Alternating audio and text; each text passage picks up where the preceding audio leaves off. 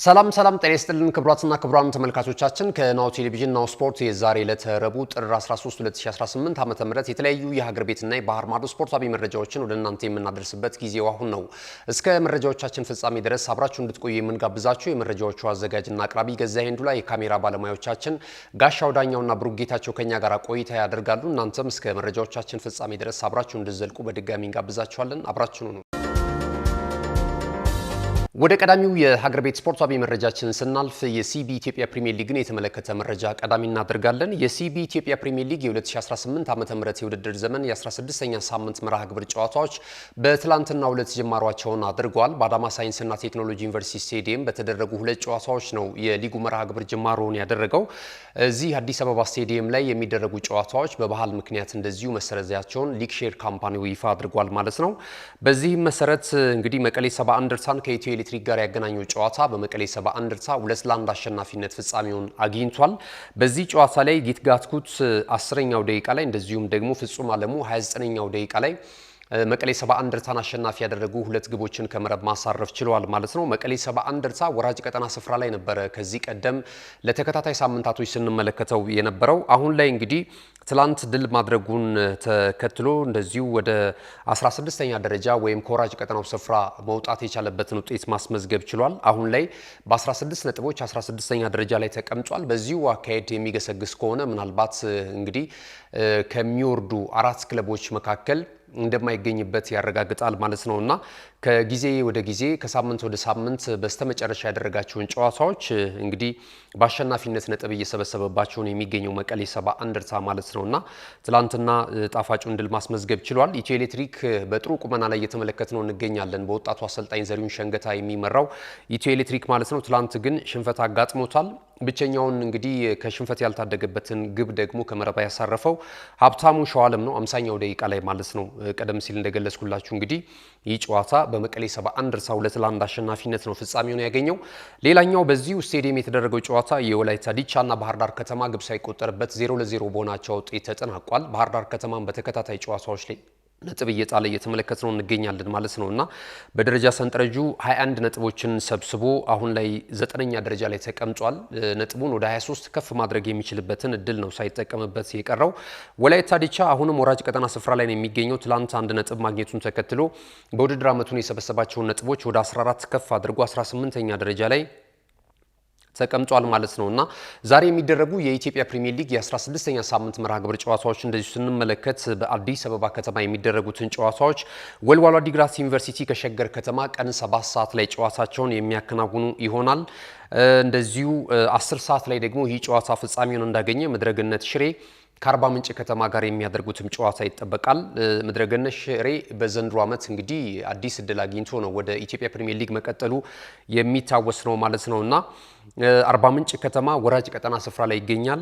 ሁለት ዲጂት እንኳን ማስመዝገብ አልቻለም። እስካሁን ድረስ ባደረጋቸው 15 ጨዋታዎች 8 ነጥቦችን ይዞ 20ኛ ደረጃ ላይ ነው የተቀመጠውና የአርባ ምንጭ ከተማ የዘንድሮ ዓመት ጉዞ በጣም በርካቶች ትችትን እያስተናገደ ነው የሚገኘው። በጣም ደካማ የውድድር ዓመትን እያሳለፉ ከሚገኙ የሊጉ ክለቦች መካከል አንደኛው ነውና እንግዲህ ምናልባት ይህን ጨዋታ ማሸነፍ ከቻለ ነጥቡን ወደ 11 ከፍ ያደርጋልና ላለመውረድ እንግዲህ የታገሉ ከሚገኙ ክለቦች መካከል አንደኛው ነው። እነዚህ ሁለት ጨዋታዎች በአዲስ አበባ ስቴዲየም ይደረጋሉ። አዳማ ሳይንስና ቴክኖሎጂ ዩኒቨርሲቲ ስቴዲየም ላይ የሚደረጉትን ጨዋታዎች ስንመለከት ደግሞ ኢትዮጵያ ንግድ ባንክ ከአዳማ ከተማ ጋር ጨዋታቸውን ያደርጋሉ። አዳማ ከተማ በዘንድሮ ዓመት ክስተት ከሆኑ ክለቦች መካከል አንደኛው ነው። በእርግጥ በኢትዮጵያ ፕሪሚየር ሊግ ላይ አንጋፋ ከሚባሉ ክለቦች መካከል አንደኛው መሆኑ ይታወቃል። ነገር ግን ያለፉትን ዓመታቶች ላለመውረድ ሲዳክን የነበረ ከሜዳ ውጪም ባሉ ጉዳዮች አስተዳደር ጉዳዮች ላይም ችግር ሲነሳበት የነበረ ክለብ እንደነበረ ይታወሳልና ዘንድሮ እያደረገ ያለው ጉዞ እጅግ በጣም አስደሳች ነው። አሰልጣኝም ቀይሯል። እንደሚታወቀው አንጋፋውን አሰልጣኝ ስዩም ከበደን መሾሙ የሚታወስ ነውና የሜዳ ላይ ውጤቱ በጣም እያማረለት ይገኛል። አሁን 23 ነጥቦችን ሰብስቦ 7ኛ ደረጃ ላይ ተቀምጧል። የዛሬውን ጨዋታ ካሸነፈ ደግሞ መሪ ስፍራ ላይ ከሚገኙ ክለቦች ተርታ ስሙን ማስፈር የሚችልበትን አጋጣሚ መፍጠር ይችላል ማለት ነው። በዚህ እንቅስቃሴ ላይ ኢትዮጵያ ንግድ ባንክ እሱም በአንጻራዊነት በጣም ደካማ ጊዜ ነው እያሳለፈ የሚገኘው 13ኛ ደረጃ ላይ ተቀምጧል። እንግዲህ የ2017 የኢትዮጵያ ፕሪሚየር ሊግ የ2016 የኢትዮጵያ ፕሪሚየር ሊግ ሻምፒዮናው ክለብ ኢትዮጵያ ንግድ ባንክ ዘንድሮ እንደዚሁ እየተቸገሩ ካሉ ክለቦች መካከል አንደኛው ነው። ይህ ጨዋታ 9 ሰዓት ላይ በአዳማ ሳይንስና ቴክኖሎጂ ዩኒቨርሲቲ ስቴዲየም የሚደረግ ነው። በዚሁ ስቴዲየም አመሻሽ 12 ሰዓት ላይ የሚጀምረው የሐዋሳ ከተማና ነገሌ አርሲም ጨዋታ ከፍተኛ ፍክክር ሊያስመለክት እንደሚችል ይገመታል። ከፊት ለፊት ከሚገኙ ክለቦች መካከል ሁለቱ ይጠቀሳሉ። ነገሌ አርሲ በጣም በአስገራሚ ብቃት ላይ ነው የሚገኘው። 26 ነጥቦችን ሰብስቦ ከፋሲል ከተማ በጎል ክፍያ በመሻል ሁለተኛ ደረጃ ላይ ነው የሚገኘው ነገሌ አርሲ። ዛሬ የሚያደርገው ጨዋታ እንደዚሁ ይጠበቃል። ዛሬ ጨዋታው ማሸነፍ ከቻለ ከመሪው ክለብ ሲዳማ ቡና ጋር የሚኖረው የነጥብ ልዩነትን ወደ 2 ማጥበብ የሚችልበትን አጋጣሚ መፍጠር ይችላል። ወደ 1 ማጥበብ የሚችልበትን አጋጣሚ መፍጠር ይችላል ማለት ነውና ከዛ ባለፈ ሐዋሳ ከተማም ጥሩ ጉዞ እያደረጉ ካሉ ክለቦች መካከል አንደኛው ነው። 4ኛ ደረጃ ላይ ነው የሚገኘው በ25 ነጥቦች ማለት ነውና ይህም ጨዋታ እንግዲህ ወሳኝ ነው ለሀይቆቹም። እንደዚሁ ይህን ድል ከቀናቸው ነጥባቸውን የበለጠ ወደ 28 ከፍ ማድረግ የሚችሉበትን አጋጣሚ ይፈጥራሉ። በሁለቱ ክለቦች መካከል ያለው የነጥብ ልዩነት ደግሞ 1 ብቻ መሆኑ ይህን ጨዋታ እንድንጠብቅ ያደርገናል ማለት ነው። በአጠቃላይ ይህንን ይመስላል እንግዲህ የደረጃ ሰንጠረዡን ስንመለከት ሲዳማ ቡና 30 ነጥቦችንና 12 ንጹህ የግብ ክፍያ በመያዝ እንደዚሁ አንደኛ ደረጃ ላይ ተቀምጦ እየተመለከትን እንገኛለን። ነገሌ አርሲና ፋሲል ከተማ 26 ነጥቦች አላቸው። በጎል ክፍያ በመበላለጥ ሁለተኛና ሶስተኛ ደረጃ ላይ ተቀምጠዋል። ሐዋሳ ከተማ፣ ኢትዮ ኤሌክትሪክ እንደዚሁ መቻልና አዳማ፣ ቅዱስ ጊዮርጊስ፣ ባህር ዳር ከተማ፣ ሀዲያ ሆሳዕናና ኢትዮጵያ ቡና ተከታዩን ደረጃ ይዘውታል። ወራጅ ቀጠና ስፍራ ላይ የሚገኙትን ክለቦች ስንመለከት እንደዚሁ ሸገር ሲቲ አለ 15 ነጥብ አለው 17ኛ ደረጃ ላይ ተቀምጧል። ወላይታ ዲቻ፣ ወልዋሎ ዓዲግራት ዩኒቨርሲቲና አርባ ምንጭ ከተማ ተከታዩን ደረጃ ይዘዋል ማለት ነው። የወራጅ ቀጠና ስፍራ ላይ የሚገኙት እነዚህ 4 ክለቦች ናቸው። የሊጉን የከፍተኛ ጎል አስቆጣሪነትን ትራክ እየመራ የሚገኘው አቤል ያለው ነው። ከቅዱስ ጊዮርጊስ እግር ኳስ ክለብ 8 ግቦችን ከመረብ ማሳረፍ ችሏል። አዲስ ግዳይ ከኢትዮጵያ ንግድ ባንክ በ7 ግብ ይከተላል። እንደዚሁ አቡበከር አዳሙ ከኢትዮጵያ ቡና፣ መሐመድ አበራ ከመቻል 6 ግቦችን በማስቆጠር የከፍተኛ ጎል አስቆጣሪነቱን ትራክ እየተከታተሉ ነው የሚገኘውና የሲቢ ኢትዮጵያ ፕሪሚየር ሊግን የተመለከተው መረጃችን ይህንን ይመስላል። ክቡራትና ክቡራን ተመልካቾቻችን ስንመለስ በቀጥታ ወደ ባህር ማዶ ስፖርታዊ ጉዳዮቻችን ነው የምናምራው። ናሁ ቴሌቪዥን ምርጫችሁ አድርጋችሁ ናሁ ስፖርትን እየተከታተላችሁ ስላላችሁ እጅግ በጣም እናመሰግናለን። መልእክቶች ይኖሩናል፣ ተከታትለን እንመለስ። ካሽጎ በየትኛውም ዓለም ሆነው በማንኛውም ሰዓት ለወገኑ የሚደርሱበት ፈጣን የገንዘብ መላኪያ ተከፈተሉ። ማስተርና ቪዛ ካርዶን በመጠቀም ከ5 እስከ 20 ዶላር የሚልኩበት አዲስ የገንዘብ መላኪያ መንገድ። ካሽጎን ለየት የሚያደርገው የትኛውም የገንዘብ ዝውውር በፍጥነት አገልግሎት ከመስጠቱም ባሻገር ለማንኛውም አገልግሎት ምንም አይነት ክፍያ አለመጠየቁ ነው። በሀገራችን ታሪክ ገንዘብን ከውጪ ወደ ሀገር ቤት በማስተላለፍ በመተግበሪያ መልክ አገልግሎት መስጠት የጀመረው የመጀመሪያው ሀገር በቀል የገንዘብ መላኪያ ዘዴ ካሽጎ ከ4500 በላይ ባሉ የባንክ ቅርንጫፎች አገልግሎት እየሰጠ ይገኛል። ገንዘቦን በሰኮንዶች ልዩነት ውስጥ ይፈልጉ በአካውንቶ ወይንም በእጆ ቆጥረው የሚወስዱበት ልዩ ዘዴ። በቅርቡ ሁሉንም ኢትዮጵያዊ ባለቤት ለማድረግ ጉዞ የጀመረው ካሽጎ ዛሬውኑ መተግበሪያውን በስልኮ ላይ በመጫን የአገልግሎቱ ተጠቃሚ ሆኑ። ፍጥነት መለያችን፣ ኢትዮጵያን መክፈቻችን፣ ካሽጎ ነው መላኪያችን። ካሽጎ የአዲሱ ትውልድ ብራንድ። ተመልሰናል። ክቡራትና ክቡራን ተመልካቾቻችን ይህ ናሁ ቴሌቪዥን ነው። ናሁ ስፖርትን እየተከታተላችሁ ትገኛላችሁ። የዕለተ ረቡዕ የስፖርት የመረጃ ሰዓታችን ነው። ቀደም ሲል የሀገር ቤት ስፖርታዊ መረጃን ወደ እናንተ አድርሰናል። ከዚህ ሰዓት ጀምረን ደግሞ ከባህር ማዶ የተገኙ መረጃዎችን ወደ እናንተ እያደረስን ቆይታ የምናደርግ ነው የሚሆነው። የአውሮፓ ቻምፒየንስ ሊግ የውድድር መድረክ የ2025-26 የውድድር ዘመን የመጀመሪያ ሊግ ፌስ 7ኛ ዙር ጨዋታዎች ትላንት በአውሮፓ የተለያዩ ከተማ ስቴዲየሞች እንደዚሁ ቀጥለው ተከናውነዋል ማለት ነው። ትላንት ነው ጅማሯቸውን ያደረጉት። አመሻሽ 12 ሰዓት ከ30 በተደረገ ጨዋታ ነው ጅማሮውን ያደረገው። ካይራት ከክለብ ብሩዥ ጋር ያደረጉት ጨዋታ በክለብ ብሩዥ 4-1 አሸናፊነት ፍጻሜውን አግኝቷል። ክለብ ብሩዥ እንግዲህ በቀጣይ ምናልባት ጉዞውን ለማሳመር የተጠቀመበትን ውጤት ነው ማስመዝገብ የቻለው። ሌላ እንግዲህ ምሽት 2 ሰዓት ከ30 ላይ ደግሞ ጅማሮውን ያደረገ ተጠባቂ ጨዋታ ነበረ። የእንግሊዙ ክለብ ማንቸስተር ሲቲ ወደ ኖርዌይ ወደ ፊት መስመሩ ሃላንድ ሀገር አቀንቶ ፖዶ ግሊሚትን በገጠመበት እንቅስቃሴ ሳይጠ ሳይጠበቅ 3-1 በሆነ ውጤት ተሸንፎ ተመልሷል። ማንቸስተር ሲቲ ትላንት በነበረው እንቅስቃሴ እንግዲህ ተከታታይ ሽንፈት ማለት ነው። በፕሪሚየር ሊጉ እንደምናውቀው ማንቸስተር ዩናይትድ ኦልድ ትራፎርድ ስቴዲየም ላይ ጋብዞት በ198ኛው የማንቹሪያን ደርቢ 2-0 በሆነ ውጤት ከፍጹም የጨዋታ ብልጫ ጋር ማሸነፉ የሚታወስ ነውና ማንቸስተር ሲቲዎች እንግዲህ ትላንትም ተከታታይ ሽንፈታቸውን አስተናግደዋል። በአውሮፓ ቻምፒየንስ ሊግ የውድድር መድረክ ምናልባት ዛሬ የሚደረጉ ጨዋታዎች ቀጣይም የሚደረጉ ጨዋታዎች እንዲጠበቁ ያደርጋል ማለት ነው። ምክንያቱም ከ1 እስከ 8 ደረጃን ይዞ ካላጠናቀቀ በመጀመሪያው የሊግ ፌስ ተጨማሪ የጥሎ ማለፍ ጨዋታዎችን ለማድረግ ወደ ጥሎ ማለፍ 16ቱ ለመግባት ተጨማሪ ጨዋታን ለማድረግ ይገደዳልና በዛ ውስጥ ደግሞ የደርሶ መልስ ጨዋታ ስለሆነ ምናልባት ትልቅ ክለብም ሊደርሰው ይችላልና በጣም አስቸጋሪ የሚሆንበት ይመስላል። ቡድኑን ለማጠናከር የተለያዩ ተጫዋቾችን እያመጣ ነው የሚገኘው አሰልጣኝ ፔፕ ጋርዲዮላ። ነገር ግን አሁንም የቡድኑ የወጥነት ችግር እየተነሳበት ነው የሚገኘው። አንቶኒ ሴሜኞን ማምጣቱ ይታወሳል። ከዛ ባለፈ ደግሞ እንደዚሁ ማርጋይንም ማስፈር ሟልና ይሄ አሰልጣኝ እንግዲህ አሁንም እንግዲህ ወደ ቀድሞ ገናናነቱ መመለስ ያልቻለበትን የውድድር ዓመት ነው እየተመለከትን የምንገኘው። በሊጉ በአርሰናል ብልጫ ተወስዶበታል። ከዛ ባለፈ በአውሮፓ ቻምፒየንስ ሊግ የውድድር መድረክም እንደዚህ አይነት አጣብቂኝ ውስጥ በስተመጨረሻ የገባበትን ሁኔታ እየተመለከትን እንገኛለን። ቀጣይ ምናልባት ከጋላታ ሰራይ ጋር ነው ጨዋታውን የሚያደርገው። ከጋላታ ሰራይ ደግሞ በጣም በቱርክ ሊግ አሉ ከሚባሉ ትልልቅ ክለቦች መካከል አንደኛው ነው። የመጨረሻ ጨዋታ ነው የሚሆነው በአውሮፓ ቻምፒየንስ ሊግ ማለት ነውና በዛ ሂደት ላይ የሚያስመዘገበው ውጤት ከ1 እስከ 8 ደረጃን ይዞ ለማጠናቀቅ የሌሎቹን የቡድን ውጤቶችን መሰረት ያደረገ እንግዲህ ተስፋ ነው ሊኖረው የሚችለው። በራሱ የሚወስናቸው እድሎች እንግዲህ ስለ መምከናቸው ነው ትላንት የተመዘገበው ውጤት የሚያሳየን ማለት ነውና ትላንትና አስከፊው ነገር ለዜጎቹ ወይም ለማንቸስተር ሲቲዎች ሮድሪ 62ኛው ደቂቃ ላይ በቀይ ካርድ ከሜዳ ወጥቷል እና በቀጣይም ጨዋታ ይሄ ተጫዋች ያለመኖሩ የበለጠ ማንቸስተር ሲቲዎችን ከጋላታ ሰራይ ጋር በሚኖራቸው የአውሮፓ ቻምፒየንስ ሊግ የውድድር መድረክ ላይ ሌላ ተጽዕኖ ሊፈጥርባቸው እንደሚችል ነው የተነገረውና ፔፕም ትላንት እንግዲህ አዝኖ ወጥቷል ማለት ነው። ይህንን ተመልክተናል። አሁን ላይ እንግዲህ ማንቸስተር ሲቲ ዛሬ ምሽት የደረጃ ሰንጠረዡ ሊለዋውጡ የሚችሉ ውጤቶች ይመዘግባሉ ብለን ከግምት እያስገባን 7ኛ ደረጃ ላይ ነው የሚገኘው አሁን ላይ 13 ነጥቦችን ይዞ ማለት ነውና ነጥባቸው እጅግ በጣም ተቀራራቢ ነው። ዛሬ ምሽት የሚመዘገቡ ውጤቶች ደግሞ ማንቸስተር ሲቲን ከዚህም ደረጃ የበለጠ ሊያወርዱት እንደሚችሉ ይገመታል። ሌሎች ጨዋታዎች ተደርገዋል። ሌላኛው የእንግሊዙ ክለብ ቶተንሃም ሆትስፐርስ በሜዳው የጀርመኑ ክለብ ቦሩሲያ ዶርትሙንድን በገጠመበት እንቅስቃሴ 2-0 በሆነ ውጤት ማሸነፍ ችሏል።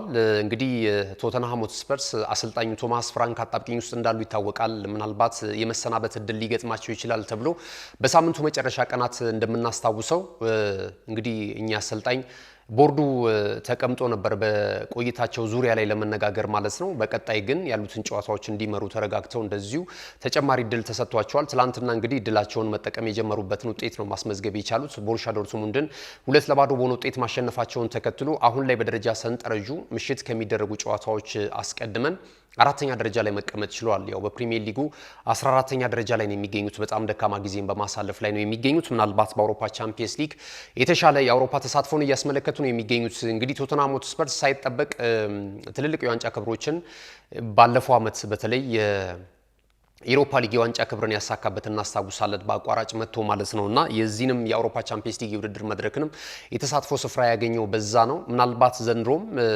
ሳይታሰብ ጥሩ ጉዞ ሊያደርግ ይችላል ተብሎ መገመት ይቻላል። ባለፈው ዓመት በአንጄ ፖስቴኮግሉ ስር የነበረውን አፈጻጸም ከተመለከትን ማለት ነውና ይሄ ተመዝግቧል። ስፖርቲንግ ሊዝበን የፖርቹጋሉ ክለብ እንደዚሁ ከወቅቱ የአውሮፓ ቻምፒየንስ ሊግ የውድድር መድረክ የዋንጫ ባለክብሩ ፒኤስጂ ጋር ተጫውቶ ነበረ። 2-1 በሆነ ውጤት ፒኤስጂም ተሸንፏልና ትላንት ምሽት እንግዲህ ታላላቆቹ ክለቦች በከፊል ሽንፈት ያስተናገዱበት ውጤት ነው ማለት የተመዘገበው ማለት ይቻላልና ሱዋሬዝ 74ኛውና 90ኛው ደቂቃ ላይ ስፖርቲንግ ሊዝበንን አሸናፊ ያደረጉትን 2 ግቦች ከመረብ ማሳረፍ ሲችል እንደዚሁ ክቫራትስኬሊያ ደግሞ 79ኛው ደቂቃ ላይ የፒኤስጂን ብቸኛ ግብ ማስቆጠር ችሏል። ሌላው እንግዲህ በበርካታ የእግር ኳሱ አፍቃሪያን ዘንድ የሚጠበቀው በሀገር ቤትም በርካታ ደጋፊዎች ካላቸው ክለቦች የመጀመሪያ ደረጃ ላይ የሚቀመጠው አርሰናል ትላንት እንግዲህ ከሜዳው ውጪ ወደ ጣሊያን ተጉዞ ነበር።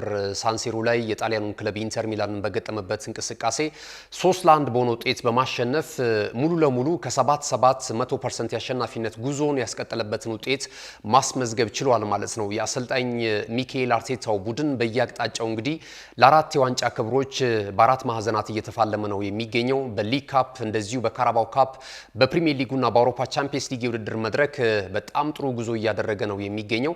በሊጉ በርግጥ በተከታታይ ጨዋታዎች ላይ ከሊቨርፑል ጋር 0-0 በሆናቸው ውጤት ወጣ። ከዛ ደግሞ በጣም የሚያስቆጨው የኖቲንግሃም ፎረስት ያቻ ውጤትም እንደዚሁ የሚታወስ ነው እና እነዚህ ውጤቶች ሲመዘገቡ ጥቂት የማይባሉ የአርሰናል ደጋፊዎች በአሰልጣኝ ሚካኤል አርቴታ ላይ ቅሬታ ሲያሰሙ ነበርና ቡድኑ የድረስ እንዳልተገነባ በውጥነት የመጣ መሆኑን ወዲያው ሲያገግም እንመለከተዋለን። ከዚህ ቀደም በአስተን ቪላ ከተሸነፈ በኋላ በሊጉ በተከታታይ 5 ጨዋታዎችን ነው ማሸነፍ የቻለውና አንዳንድ ጊዜ እንደዚህ ለዋንጫ የሚፋለሙም ክለቦች ተደራራቢ በአራት የውድድር አይነት እየሄደ እንዳለ ሁሉ ይህንን ከግምት በማስገባት እንግዲህ የሆነ ጊዜ ያቻ ውጤት ሊመዘገቡ ይችላሉ፣ የሆነ ጊዜ ሽንፈትም ሊያጋጥማቸው ይችላል። ግን ቶሎ ብለው ሪከቨር አድርገው ደግሞ እንደገና ወደ አሸናፊነት መመለስ ደግሞ የሻምፒዮናነት ክለብ መለኪያ እንደሆነ ነው ብዙ የእግር ኳሱ ሊቃኖች የሚያነሱትና አንዳንዶቹ ሲሟገቱ ነበር ለአርቴታ ከዚህ በለጠ ምን አይነት ውጤታማ ጉዞ ሊያደርግ ይችላል የሚል። ምክንያቱም ለዋንጫ እየተፎካከሩ ያሉት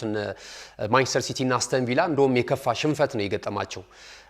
አርሰናል ግን ያቻ ውጤትን ሲያስመዘግብም ያን ያህል ለተጫዋቾቹ ክሬዲት የመስጠት ነገር የለም። ያው ጀመረው የሚል ነው። ያው ብዙ ጊዜ ምናልባት ያለፉትን 3 ዓመታት የነበረውን አፈጻጸም ከግምት በማስገባት ሊሆን ይችላል እንደዚህ አይነት ስሜታቸውን ቶሎ የሚጎዳ ነገር ወደ ውስጣቸው የሚሰርጸው የአርሰናል ደጋፊዎች። ነገር ግን ደግሞ አሰልጣኝ ሚካኤል አርቴታ በተከታታይ ሽንፈት የማያስተናግድ በተከታታይ ነጥቦችን የማይጥል አይነት ቡድን እንደሆነ ግን እያሳየ እንደሚገኝ ትላንት ጨዋታው ምስክር ነው ማለት ይቻላል። እንግዲህ ኢንተር ሚላን በአውሮፓ ቻምፒየንስ ሊግ የውድድር መድረክ በጣም የካበተ ልምድ ካላቸው ክለቦች መካከል አንደኛው ነው። 3 ጊዜ መድረኩን የዋንጫ ክብር ማሳካት ችሏል። በሴሪያው ያለውን ክብር ማስታወስ ይቻላል። አሁንም ደግሞ የሴሪያው የደረጃ ሰንጠረዥ መሪ ነውና ይሄ ቡድን ገጥሞ እንግዲህ ከሜዳ ውጪ ማሸነፍ የቡድኑ ብቃት የተጫዋቾቹ የአሸናፊነት ሜንታሊቲ ምን አይነት ሁኔታ ላይ እንደሚገኝ የሚያሳይ ነው ማለት ይቻላል። ትላንትና ደግሞ እንደዚሁ የአርሰናል የግብ አማራጮች በተለያዩ ተጫዋቾች መሆኑን ደግሞ የበለጠ ያስመሰከረበት ነው ማለት ይቻላል። ገብርኤል ኢየሱስ ትላንትና በቋሚ አሰላለፍ ውስጥ ተካቶ ነው የገባው። ገና የመጀመሪያውን 10ኛው ደቂቃ ላይ ነው የጎል አካውንቱን መክፈት የቻለው። ትላንትና እንግዲህ ጎል አስቆጥሯል። 2 ግቦችን ከመረብ አሳርፏል። አንደኛውና እንደዚሁ 10ኛውና 34ኛው ደቂቃ ላይ ነው ጎል ማስቆጠር የቻለው። 31ኛው ደቂቃ ላይ ቅርሳ 2 ግቦችን አስቆጥሯል። ወደ አቻ ውጤት ሱሲክ ወደ መልሷቸው ነበር 18ኛው ደቂቃ ላይ አንድ አቻ በሆነ ውጤት ጨዋታው ሲሄድ ነበረ። በኋላ ላይ ግን እንደዚሁ ገብርኤል ኢየሱስ በድጋሚ ወደ 2-1 መሪነት አርሰናልን ከመጀመሪያው ግማሽ 45 ከመነፋቱ አስቀድሞ ወይም ከመጠናቀቁ አስቀድሞ ወደ 2-1 መሪነት መልሷቸው ነበረ። ከረፍት መልስ እንግዲህ ተቀይሮ የገባው ደግሞ ቪክቶር ጆኬሬሽ በክረምቱ የተጫዋቾች የዝውውር መስኮት መድፈኞቹን የተቀላቀለው ይህ የፊት መስመር የግብ አዳኝ 84ኛው ደቂቃ ላይ ተጨማሪ በአማረ ሁኔታ ጎል አስቆጥሮ ከሳካ ጋር የነበራቸው ጥምረት እጅግ በጣም የሚገርም ነበር። በካውንተር አታክ የተገኘ ግብ አስቆጥሮ ጨዋታው 3-1 በሆነ ውጤት በአርሰናል አሸናፊነት እንዲጠናቀቅ አስችሏል። በጨዋታው ላይ 2 ግቦችን ከመረብ ማሳረፍ የቻለው እንደዚሁ ጄሱስ የጨዋታው ማን ኦፍ ዘ ማች ሆኖ እንደዚሁ ተመርጧል ማለት ነውና በጣም አስገራሚ እንቅስቃሴ የታየበት ነበረ። ከ7-7 ማለት በጣም በአርሰናል የአውሮፓ ቻምፒየንስ ሊግ ጉዞ ወይም ታሪክ ይሄ መጀመሪያው ድል ተደርጎ ተወስዷል ማለት ነውና ብዙ ነገሮችን እያስገኘለት ነው የሚገኘው። አርሰናል ውጤቱንም ተከትሎ ወደ መጀመሪያው ምዕራፍ ወይም ደግሞ ወደ ጥሎ ማለፍ 16ቱ የተቀላቀለ ብቸኛው ክለብ ሆኗል። አንድ ጨዋታ እየቀረው አንደኛ ደረጃን ይዞ ነው ያጠናቀቀው። የሚቀጥለው ጨዋታ ደግሞ ከካይራት ጋር የሚያደርገው ጨዋታ ነው። ቢሸነፍም በዛ እንቅስቃሴ ላይ የክብር ጉዳይ ካልሆነ በስተቀረ ይሄ ጨዋታ አርሰናል አሁንም አንድ ጨዋታ እየቀረው አንደኛ ደረጃን ይዞ ማጠናቀቁን ከወዲሁ አረጋግጧል ማለት ነው። የሚደርስበት ክለብ የለም። በቀጣይ እንግዲህ የጥሎ ማለፍ ጨዋታዎችን እያሰበ ነው ከካይራት ጋር ለመርሃ ግብር ለማሊያ ክብር ጨዋታውን የሚያከናውነው ማለት ነው። ያውም በሜዳው ነው ይህንን ጨዋታ የሚያከናውነው ማለት ነው እና ምናልባት በዚህ ጨዋታ ላይ አሰልጣኝ ሚካኤል አርቴታ በጣም ተጠባባቂ የሚባሉ ታዳጊ ተጫዋቾችን ሊጠቀም የሚችልበት የተመዘገቡ በቻምፒየንስ ሊግ ሊስት ላይ ያሉትን ተጫዋቾች ሊጠቀምበት ይችላል። ትላንት እንግዲህ በጨዋታው እንቅስቃሴ ላይ አንዳንድ አንዳንድ ነጥቦችን ስናነሳ አርሰናል 7 ጨዋታዎችን ማሸነፍ የቻለበትን ሂደት እያነሳን ነው የምንገኘውና የሚካኤል ሜሪኖ ተጨማሪ ቢጫ ካርድ ተመልክቷል። ከዛ ባለፈ እንደዚሁ ደግሞ ዴክላን ራይስም እንደዚሁ ቢጫ ካርድ ተመልክቷልና በቀጣይ ከካይራት ጋር የሚያደርጓቸው ጨዋታዎች ያልፏቸዋል። በጥሎ ማለፍ ግን መድረስ ይችላሉና ይሄ ካልኩሌት ተደርጎ ነው የሚል በተለይ የዴክላን ራይስ የተመለከተው ቢጫ ካርድ ካልኩሌት ውስጥ ገብቶ ነው። ምክንያቱም በቀጣይ በሚያደርጉት የጥሎ ማለፍ ጨዋታ ላይ እንዳያልፈው የካይራት ጨዋታ አልፎት በትልቅና በወሳኝ ጨዋታ ላይ እንዲደርስ ተደርጎ ነው ይህንን ቢጫ ካርድ የተመለከተው የሚል ሀሳቦች እየተነሱ ነው የሚገኙት ማለት ነውና እንግዲህ 7 ጨዋታዎችን ያለመሸነፍ እየተጓዙ የሚገኙት መድፈኞቹ አርሰናሎች ከሜዳ ውጪ ያገኙትን የገንዘብ ቦነስ ስንመለከት ወደ 93 ሚሊዮን ዩሮ ስለማግኘታቸው ነው እየተገለጸ የሚገኘው። ገና ደግሞ በጥፍ እንደዚሁ እየቀጠለ ይጓዛል። የሚያገኙት ገንዘብ እያደገ ይሄዳል ማለት ነው። ባለፈው ዓመትም እንግዲህ እስከ ሰሚ ፋይናል ድረስ በዚሁ በአውሮፓ ቻምፒየንስ ሊግ የውድድር መድረክ መጓዝ ችሏልና ይህንን ሁሉ ክብር እያሳያቸው የሚገኘው ታማኝ ደጋፊው ዋነኛውን ሚና ቢወስድም ነገር ግን ደግሞ ወጣቱ አሰልጣኝ ሚካኤል አርቴታ ወደር ያልተገኘለት እጅግ በጣም የሚገርም ብቃት ላይ ቡድኑን ከጊዜ ወደ ጊዜ ከዓመት ወደ ዓመት እያሻሻለ አበቃለት የተባለውን አርሰናል እንደገና ደምቆ እንዲወጣ እያደረገ ነው የሚገኘውና በበርካታ ትልልቅ የቀድሞ ተጫዋቾች በሌላም ክለብ የተጫወቱ ትልልቅ የክለብ ተጫዋቾች እና ተንታኞች እንደዚሁ አድናቆት እየጎረፈለት ነው የሚገኘው። ይሄ አሰልጣኝ እስካሁን ድረስ እያሳየ በቡድን ውስጥ ያለውን ፕሮግረስ በጣም በጥሩ ሁኔታ መሆኑን ነው እያነሱለት የሚገኘውና የቡድኑ እድገት የሚገርም ነው። አሰልጣኝ ሚካኤል አርቴታ ለዚህ ክብር ይገባዋል የሚል ሐሳብ እየተገለጸለት ነው የሚገኘውና እናንተስ የአሰልጣኝ ሚካኤል አርቴታን የቡድን አገነባብ እንዴት ተመለከታችሁት? በተለይ በሴት ፒስ ወይም ደግሞ በቆም ኳሶች የሚያገኛቸው አጠቃቀም ትላንትም ከተቆጠሩ 3 ግቦች አንደኛው የማዕዘን ምት እንደሆነ ተመልክተናልና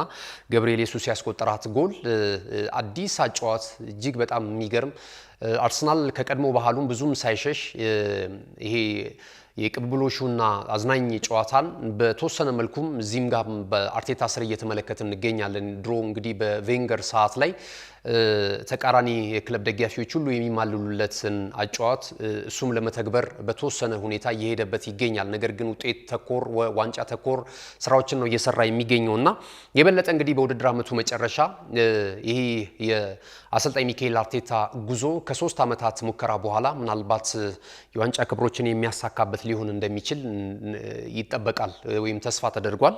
እንግዲህ አጨራረሱ አይታወቅም። እናንተስ ምን ትላላችሁ? እንግዲህ በተለይ በአሰልጣኝ ሚካኤል አርቴታ ዙሪያ ያለውን ብቃት በተመለከተ ምንም ቢስተካከል የበለጠ ቡድኑ ወደ ዋንጫ መቅረብ ይችላል? ምንስ ጠንካራ ጎኑን ተመለከታችሁ? ከዚህ ቀደም ካያችኋቸው የአርሰናል አሰልጣኞች ንጽጽር አድርጋችሁ ልታቀርቡልን ትችላላችሁ። ዛሬ የሚደረጉ የአውሮፓ ቻምፒየንስ ሊግ ጨዋታዎች አሉ። ከዛ በፊት ግን ሪያል ማድሪድም 6-1 በሆነ ውጤት ተጋጣሚውን ማሸነፍ ችሏል። ሞናኮን በገጠመበት እንቅስቃሴ ማለት ነው። የበለጠ እንግዲህ ሪያል ማድሪድም ደረጃ ሰንጠረዡን በ15 ነጥቦች ሁለተኛ ደረጃ ላይ የተቀመጠበትን ውጤት ነው ማስመዝገብ የቻለው። የመድረኩ ንጉስ እንደሆነ ይታወቃል። ዛሬ የሚደረጉትን የአውሮፓ ቻምፒየንስ ሊግ ጨዋታዎችን ስንመለከት ጋላታሳራይ ከአትሌቲኮ ማድሪድ ምሽት 2:45 ላይ ጨዋታቸውን ያደርጋሉ። በዚሁ ሰዓት ላይ ካራባክ እንደዚሁ ከኢንትራ ፍራንክፈርት ጋርም የሚያደርጉት ጨዋታ ይጠበቃል።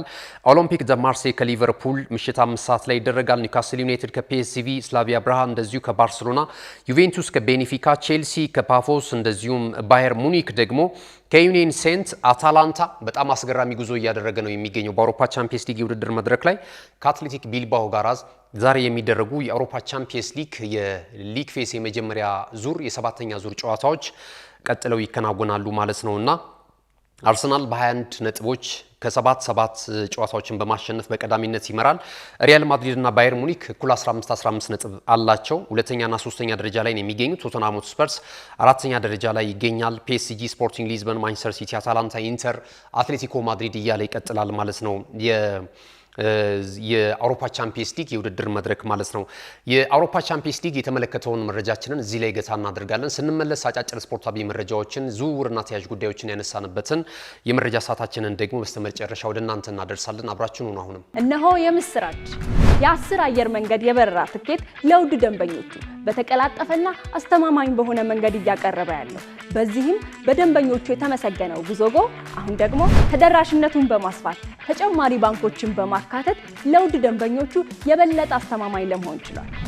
የጉዞጎን አፕሊኬሽን ከአፕ ስቶር ወይም ከፕሌይ ስቶር በማውረድ የመነሻና የመድረሻ ከተማዎትን መርጠው ዋጋ አወዳድረው የሀገር ውስጥም ሆነ ዓለም አቀፍ በረራ ማድረግ ካሰቡ የበረራ ትኬቶን ክፍያ በአቅራቢያው በሚገኙ ባንኮች አንድም በአካል በመሄድ ወይም በኦንላይን የክፍያ አማራጮች ክፍያዎትን በመፈጸም የበረራ ትኬቶች በእጅ ያስገቡ። ከዚህም በተጨማሪ እንደ ሁሉ ጊዜው ወደ ጉዞጎ የጥሪ ማዕከላችን 7473 በመደወል ከሙሉ የበረራ መረጃ ጋር የ24 ሰዓት የትኬት አገልግሎት ማግኘት እንደሚችሉ ስናበስሮ በታላቅ ደስታ ነው። ለበረራዎ ጉዞጎ።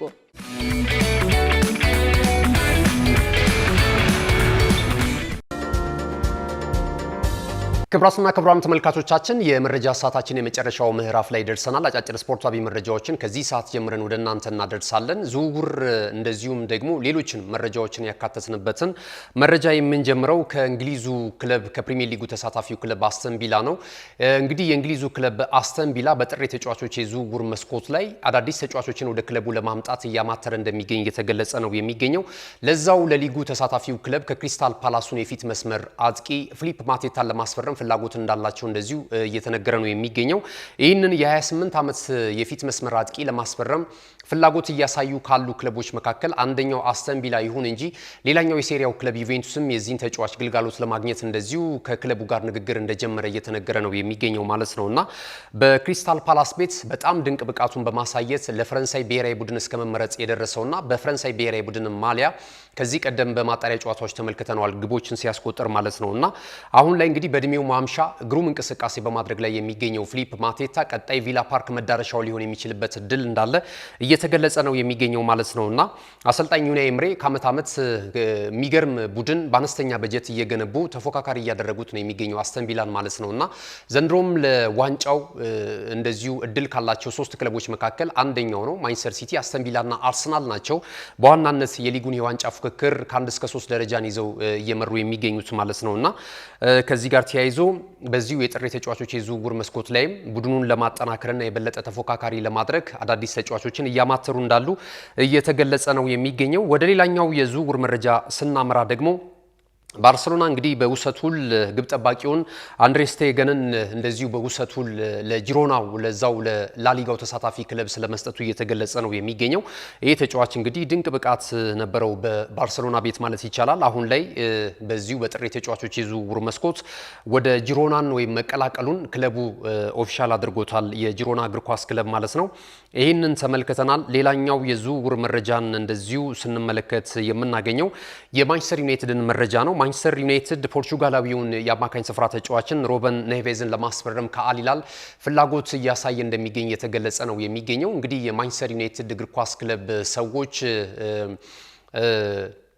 ከአሰልጣኝ ማይክል ካሪክ ጋራ በተለይ ንግግር ለማድረግ ቀጠሮ ስለመያዛቸው እየተገለጸ ነው የሚገኘው። በጥር ተጫዋቾች የዝውውር መስኮት በቡድኑ ላይ መጠነኛ ጥገና የሚያደርግበትን ፍቃድ እንዲሰጡትና ገንዘብ እንዲመድቡለት እንደዚሁም ንግግር እያደረጉ እንዳለ ተነግሯል ማለት ነውና በቀጣይ የንግግራቸው ፍሬ ምን ሊሆን ይችላል ከሚሉ ጉዳዮች መካከል አንደኛው እየተገመተ የሚገኘው የዚሁ የዝውውር ጉዳይ ነውና ዩናይትዶች በቀጣይ በቋሚነት ከሚያስፈርሙት አሰልጣኝ ጋራ ነው በክረምቱ የተጫዋቾች የዝውውር መስኮት በርከት ያሉ ተጫዋቾችን ማምጣት ፍላጎት ያላቸው ተብሏልና ነገር ግን ደግሞ በዚሁም የጥር ተጫዋቾች የዝውውር መስኮት ላይ በተለይ ደግሞ በ198ኛው የማንቹሪያን ደርቢ ላይ አሰልጣኝ ማይክል ካሪክ ያሳየውን ብቃት ተከትሎ የተወሰኑ ተጫዋቾችን እንዲያመጣ በዚሁ በጥር ተጫዋቾች የዝውውር መስኮት ላይ ሞራል እንዲሆነው ይህንን ድጋፍ እንደሚያደርጉለት እየተገመተ ነው የሚገኘው ማለት ነውና የተለያዩ ተጫዋቾች ስማቸው ከዩናይትድ ጋር እየተያያዙ ይገኛሉ።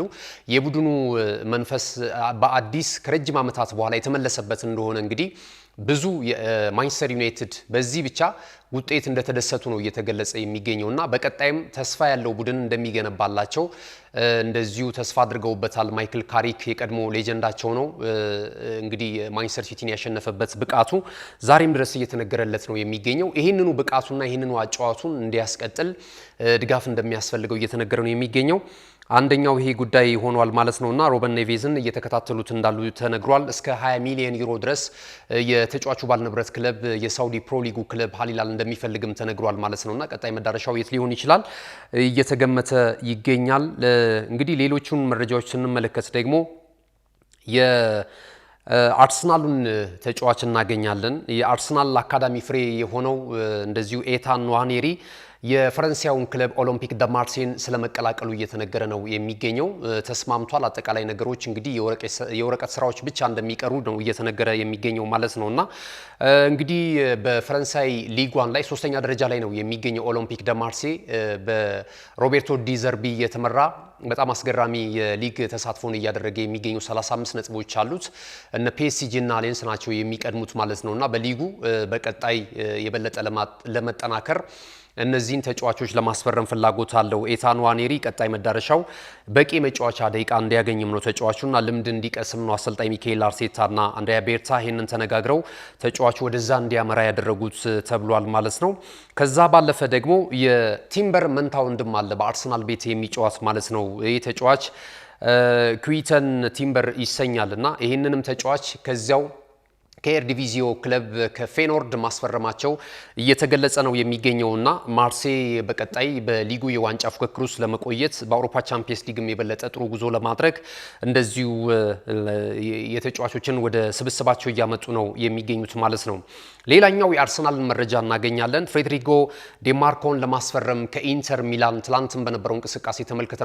ይህንን ጣሊያናዊ የ28 ዓመት ተጫዋችን በተለይ በግራ በኩል ያለበትን ክፍተት ለመሙላት ልምድ ያለው ተጫዋች ለማምጣት ፍላጎት ያላቸው አንድሪያ ቤርታና አሰልጣኝ ሚካኤል አርቴታ ይህንን ተጫዋች ከኢንተር ለማስፈረም ፍላጎታቸውን እያሳዩ ነው የሚገኙት። ከተጫዋቹ ወኪልና ከተጫዋቹ ባለንብረት ክለብ ኢንተር ሚላን ጋርም ንግግር እንደጀመሩ እየተገለጸ ነው የሚገኘውና ቀጣይ መዳረሻው እንግሊዙ ክለብ ኤሚሬትስ ሊሆን የሚችልበት እድል እንዳለ ነው እየተነገረ የሚገኘው ማለት ነውና አርሰናል በሁሉም በኩል የተዋጣለት ነው ማለት ይቻላል። ነገር ግን ደግሞ መጠነኛ ክፍተት የተመለከትንበት የምንገኘው እዛ ቦታ ላይ ሉዊስ ስኬሊ አለ። ሉዊስ ስኬሊን ደግሞ በተፈጥሮ ቦታ ለማጫወት ከዛም ባለፈ ደግሞ እንደዚሁ ሪካርዶ ካላፊዮሪም አለ። በዋናነት ያው ጉዳት በተደጋጋሚ እያጠቃው የሚገኝ ተጫዋች ነውና ከዚህ ተጫዋች ጋራ እንግዲህ የተፈራረቁ ይህንን ቦታ እንዲያስከብሩ ነው የተፈለገው ተብሏልና ዲማርኪዮ እንግዲህ ቀጣይ መዳረሻው አርሰናል ሊሆን የሚችልበት እድል እንዳለ ተነግሯል ማለት ነው።